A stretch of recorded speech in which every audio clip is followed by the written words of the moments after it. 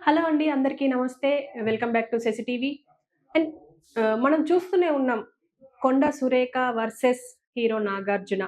అంటే ఒక మంత్రి హోదాలో ఉండి కూడా ఒక అసలు ఎవరు మాట్లాడుకోలేని మాటలు ఆవిడ మాట్లాడారు అని జెప్పేసి.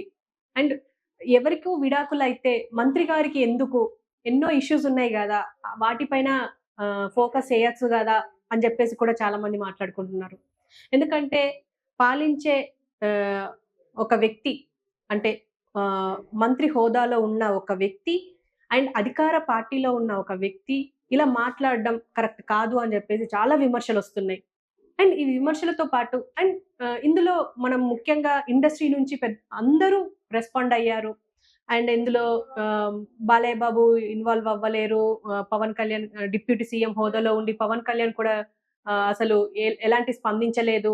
అండ్ ఇంకో పక్క అటు దీక్షలంటూ చేస్తున్నారు అని జెప్పేసి కూడా విమర్శలొస్తున్నాయి. కానీ వాళ్ళు ఆల్రెడీ ఒక, ఒక పార్టీకి సంబంధించిన వాళ్ళు గాబట్టి, వాళ్ళు ఇంతవరకు మాట్లాడలేదు. అండ్ అది ఒక ఇంకో కొంతమంది ఏమంటున్నారంటే అది కరెక్టే. వాళ్ళు ఇండస్ట్రీకి సంబంధించిన వ్యక్తులు అయినప్పటికీ, ఈ ఇష్యూ గురించి మాట్లాడకపోవడమే కరెక్ట్. ఎందుకంటే వాళ్ళు ఒక పార్టీలో ఉన్నారు గాబట్టి. సో, ఇది ఇలా చూస్తే మనం అసలు ఇష్యూ ఎక్కడ స్టార్ట్ అయింది? మం మంత్రి కొండా సురేఖకి అండ్ నాగార్జునకి ఇష్యూ ఎక్కడ స్టార్ట్ అయింది? మనం వార్తల్లో చూస్తూనే ఉన్నాం. అయినా మళ్ళొకసారి బ్రీఫ్‌గా చెప్పుకుందాం. ముఖ్యంగా కేటీఆర్‌కి అంటే బీఆర్ఎస్ వర్కింగ్ ప్రెసిడెంట్ కేటీఆర్‌కి అండ్ కొండా సురేఖకి మధ్య జరిగిన వివాదం. ఎక్కడ? కొండా సురేఖ వెళ్ళిన ప్రాంతం ఏదైతే ఉందో అంటే మెదక్ డిస్ట్రిక్ట్‌లో పర్యటనకెళ్లారు.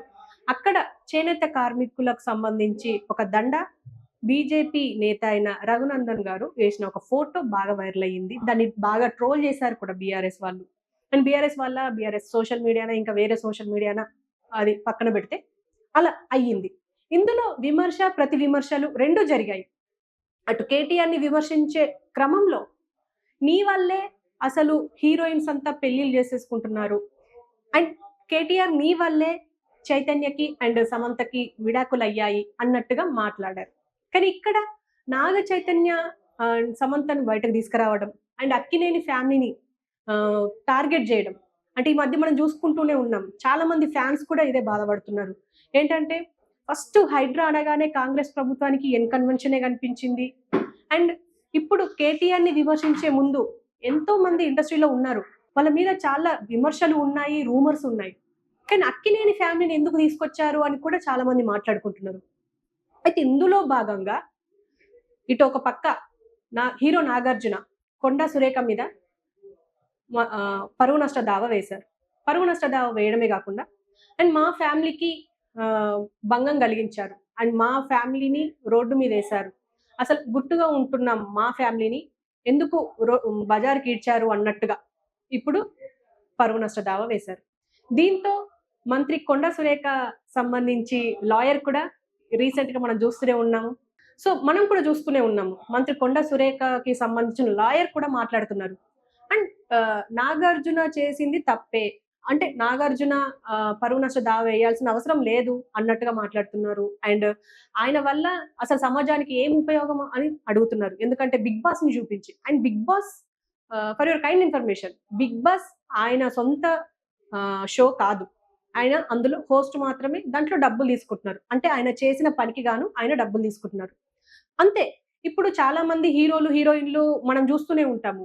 ఎన్నింటికో గుట్కాలకి, పాన్ పరాకులకి అన్నింటికి యాడ్స్ ఇస్తున్నప్పుడు అండ్ కొన్ని షోస్ చేస్తున్నప్పుడు, ఆయన ఈ షో ఎందుకు చేయొద్దు అని చెప్పేసి కూడా చాలా మంది మాట్లాడుకుంటున్నారు. ఇది ఇలా జరుగుతుంది. అండ్ కొండా సురేఖ లాయర్ మాట్లాడిన మాటలు కూడా మనం వింటూనే ఉన్నాము. సోషల్ మీడియాలో బాగా వైరల్ అవుతుంది ఆ లాయర్ మాటలు. అండ్ ఆయన మీద కూడా చాలా కఠినంగా చర్యలు తీసుకుంటాం, కేసులేస్తున్నాం అని జెప్పేసి. సో, ఏదేమైనప్పటికీ ఇవాళ నాంపల్లి కోర్ట్‌కి నాగార్జున అండ్ ఆయన ఫ్యామిలీ అందులో ముఖ్యంగా నాగ చైతన్య, అమల, సుప్రియ అండ్ నాగ సుశీల అంటే వాళ్ళ ఫ్యామిలీ మెంబర్స్ అందరూ అక్కడికి వెళ్లి స్టేట్‌మెంట్ అయితే ఇచ్చారు. First statement నాగార్జునది. నాగార్జున ఏమంటున్నారంటే, "నా ఫ్యామిలీని బయటికి తీసుకొచ్చి ఇలా మాట్లాడడం కరెక్ట్ గాదు. ఇద్దరు భార్యాభర్తల మధ్యలో జరిగిన విషయాలు అండ్ వాళ్ళ విడాకులకు సంబంధించిన విషయాలు ఒక మంత్రి హోదాలో ఉన్న వ్యక్తికి అవసరం లేదు. అండ్ బయటకి చెప్పాల్సిన అవసరం మాకు లేదు" అని జెప్పేసి అంటున్నారు. అండ్ మనం చూసుకున్నాం. ఇది ఎప్పుడో జరిగిన ఇష్యూ. వాళ్ళ విడాకులు అనేది ఎప్పుడో సంవత్సరాలు గడిచిపోయింది. ఇప్పుడు ఆ ఇష్యూని ఇప్పుడెందుకు తీసుకొచ్చారు అని కూడా మాట్లాడారు. అండ్ ఏమైనప్పటికీ మళ్ళీ ఇంకా సుప్రియ మాటల్ని కూడా తీసుకున్నారు. అంటే స్టేట్‌మెంట్ తీసుకున్నారు. ఆ స్టేట్‌మెంట్‌లో క్లియర్‌గా అంటే మా ఇంట్లో జరిగిన ముచ్చట్లు మేము బయటికెందుకు జెప్పాలి అన్నట్టుగా ఉంది. సో, ఏదేమైనప్పటికీ ఒక మంత్రి హోదాలో ఉండి ఇలా మాట్లాడడం కరెక్ట్ గాదు అని జెప్పేసి కూడా మాట్లాడారు. అండ్ డిఫమేషన్ కేసు ఖచ్చితంగా మేము కొనసాగిస్తాం అని జెప్పేసి కూడా మాట్లాడారు. అండ్ ఈ కేసయితే ఇప్పటికి 10థ్‌కు వాయిదా పడింది. ఈ పిటిషన్ మళ్ళీ 10థ్ రోజు వాళ్ళ ఫ్యామిలీ మెంబర్స్‌లో కొంతమందిని మళ్ళీ స్టేట్‌మెంట్ తీసుకుంటారు. ఇది ఇక్కడికి జరిగింది. సో, ఇప్పటి వరకు కొండా సురేఖ గురించి మనం ప్రత్యేకంగా చెప్పుకోక్కర్లేదు. మహిళా మంత్రిగా అందరికి తెలిసిందే. అయితే ఇప్పుడు ఈవిడ ఎందుకు ఇంత వివాదాస్పదమైన మాటలు మాట్లాడుతున్నారు అని జెప్పేసి అంటున్నారు. ఎందుకు అంటే ఇంతవరకు అలాంటి సంచలనాత్మకమైన మాటలు ఎప్పుడు ఎక్కడ మాట్లాడలేదు. అండ్ సడెన్‌గా ఇప్పుడు ఇలా మాట్లాడడం వెనక ఏముంది? అండ్ ఏదైనా పదవి ఆశించి అండ్ రేవంత్ రెడ్డి అంటే సీఎం రేవంత్ రెడ్డి దృష్టిలో పడాలనా? లేకపోతే హైకమాండ్ దృష్టిలో పడాలనా? ఏదో ఒక రకంగా ఆమె ఏ పదవి ఆశించి ఇలా జేస్తున్నారు? ఇంకా ఏం ఆశించి ఈ పని జేస్తున్నారు అని జెప్పేసి వార్తలొస్తున్నాయి. అండ్ ఈ రోజైతే ముఖ్యంగా హోం మంత్రి పదవిని ఆశించి అండ్ హైకమాండ్ దృష్టిలో పడాలన్న ఆలోచనతో ఇదంతా జేశారు అన్నట్టుగా విమర్శలు కూడా వస్తున్నాయి. అండ్ ఇంకొక పక్క సీఎం రేవంత్ రెడ్డే ఈ కొండా సురేఖ గారితో ఇలా మాట్లాడించారు అని జెప్పేసి కూడా వినిపిస్తున్నాయి మనకు. సో, ఏదేమైనప్పటికీ ఏం ఆశించి కొండా సురేఖ ఇలా మాట్లాడారు అన్న దానికి ఇంకా సమాధానం ముందు ముందు వస్తుందేమో చూడాలి. అండ్ ఈవెన్ మంత్రి కొండా సురేఖ మాట్లాడిన మాటలకి సీతక్క కూడా రెస్పాండ్ అయ్యారు. అండ్ నేను కూడా సురేఖకి సపోర్ట్ చేస్తున్నా అని జెప్పేసి కూడా మాట్లాడారు. సో, చూద్దాం ఎలాంటి అంటే ఈ కేస్‌లో ఇంకా ఎలాంటి అప్‌డేట్స్ వస్తూ ఉంటాయో. ఎందుకంటే ఒక పక్క హీరో 'నాగార్జున'కు సంబంధించిన కేస్ నడుస్తుంది. అండ్ ఇంకో పక్క కొండా సురేఖ వీళ్ళ పైన వేసిన అంటే అక్కినేని ఫ్యామిలీ మీద వేసిన కేస్ నడుస్తుంది. మరి ఎవరు గెలుస్తారు? లేకపోతే ఎవరు గెలవకుండా న్యూట్రల్‌గా అయిపోతుందా? ఎలా జరుగుతుందనేది ముందు ముందు చూద్దాం. మళ్ళీ మాట్లాడుకుందాం. నమస్తే.